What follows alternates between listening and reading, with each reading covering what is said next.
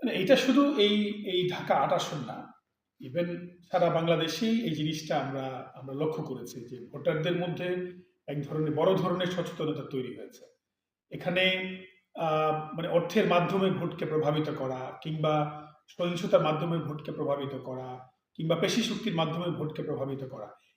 এই জিনিসটি কিন্তু আমরা এবার দেখতে পাইনি বা কম হয়েছে আমরা যদি বলি। তো আমরা এখানে যেমন যে প্রতিদ্বন্দ্বিতা দেখেছি, ঢাকার অনেকগুলো আসনেই আমরা প্রতিদ্বন্দ্বিতা দেখেছি। ঢাকার ১৭ আসনেও আমরা এক ধরনের প্রতিদ্বন্দ্বিতা দেখেছি। ভোটাররা আসলে আ অনেক সচেতন হয়েছে এবং আমি মনে করি এটা জুলাই আন্দোলনের একটা বড় প্রভাব।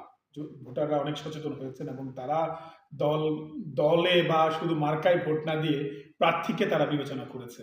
প্রার্থীর যে প্রমিস করেছে যে তারা এলাকার উন্নয়নের জন্য বা দেশের উন্নয়নের জন্য অথবা গণতান্ত্রিক যে সমৃদ্ধি বা শক্তিশালী করার জন্য পার্টি কি করবে, দলগুলো কি করবে, প্রার্থী নিজে কি করবে। তো ভোটাররা এই জিনিসগুলো আসলে এবার আমরা দেখেছি নির্বাচনের যে ফলাফল, আমরা দেখেছি যে বিএনপি নিরঙ্কুশ বিজয় হয়েছে। কিন্তু তথাপি আমরা বিভিন্ন জায়গায় কিন্তু হাড্ডাহাড্ডি লড়াই হয়েছে। ভোটের সংখ্যার দিক থেকে লড়াই হয়েছে। ফলে এই জিনিসগুলো যদি আমরা লক্ষ্য করি তাহলে দেখব যে আসলে ভোটারদের সচেতনতার জায়গাটা আসলে অনেক সমৃদ্ধি হয়েছে আমরা বলতে পারি।